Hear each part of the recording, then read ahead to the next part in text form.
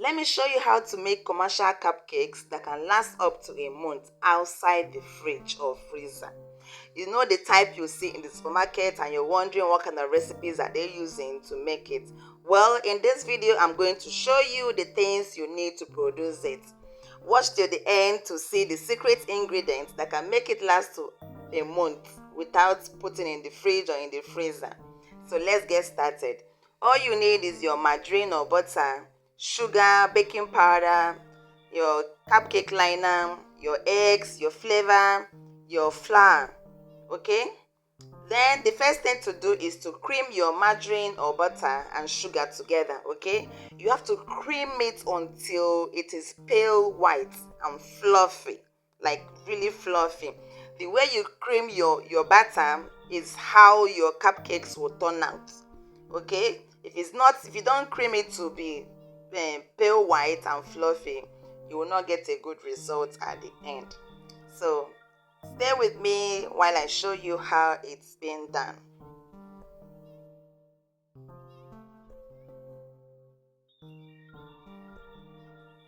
For those of you coming to this page for the first time, you are welcome. My name is Chef Chioma, and thank you for stopping by. I hope you're enjoying what you're watching. All right, thank you.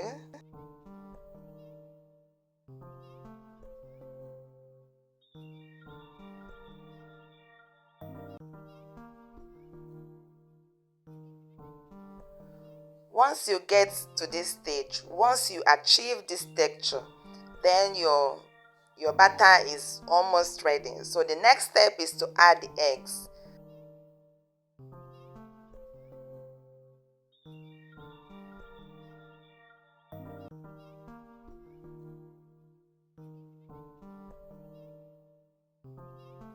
Please, before you break your eggs the way I am doing in this video, just make sure that your eggs are 100% fresh. That you trust your vendor that supplies eggs to you. If not, break your eggs in a separate bowl. When you break one, you turn it to the other bowl to make sure that you don't use one egg to ruin 60 bags of or 60 crates of eggs. That can be so frustrating. It has happened to me. In fact, I believe it has happened to all the bakers, okay? Because it has to happen to you before your eye can clear. So don't break your eggs the way I'm doing. Just break them individually, okay? Once you're done breaking your eggs, add them to your margarine and sugar that has been creaming. Add them together and cream until they are well combined before the next step.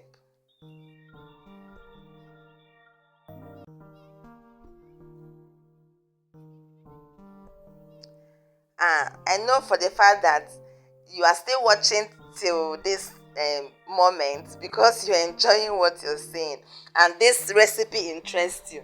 So please guys, support me by hitting that subscribe button, okay? Subscribe, like, comment and share to your friends, okay? Because how we can grow on this page is when you hit that subscribe button and share to your friends. Then the page will grow and give us more and give us more morale to, have some content for you. So show me love by hitting that subscribe button. Thank you.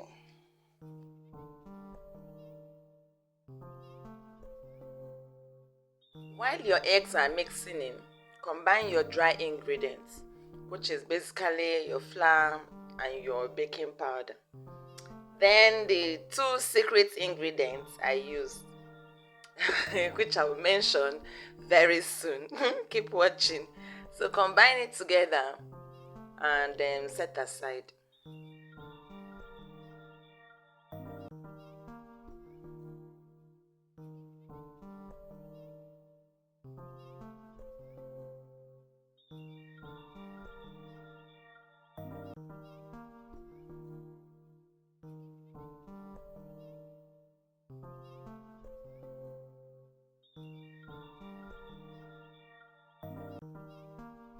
And because we don't want to put so much air bubble into our batter, so what we need to do is to finish off by hand, okay? So divide your flour into two and add it in batches, okay, and mix it thoroughly. Make sure everything is well mixed. If you don't mix it well, some parts will be flour, some parts will be butter, which is not okay. So make sure you mix it completely. Then add a second one. So for the secret ingredients, I know that's what some people are waiting for. So I actually used half teaspoon of sodium benzoate. Yes, you heard me right. And a pinch of nutmeg. I added it to the second batch of the flour and mixed everything together. Yeah, you've been waiting for that. So it's sodium benzoate. I will show you what it looks like in a jiffy. So with this sodium benzoate, your cakes can last for like a month outside the fridge or freezer.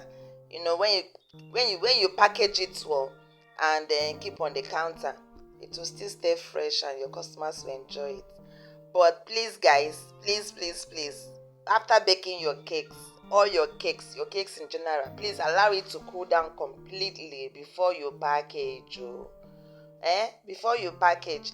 And if you notice, I'm not using milk in this cake recipe because milk is a killer. With milk, your cake can never last longer. It will get spoiled outside the fridge. Okay. Anyway, this video is for cakes, for commercial cakes, how to produce commercial cakes. With this recipe, you can multiply it. You can, multiply it as many as you want. I'll be leaving the ingredients, everything in the description below, okay? So don't worry about the measurements. I'm going to give you the full details. If you have any questions, please leave it in the comment section, okay? I will answer to all that. All right, so this is how I put it in my cupcake pan. Make sure you don't fool the pan because there is baking powder in it and it will rise.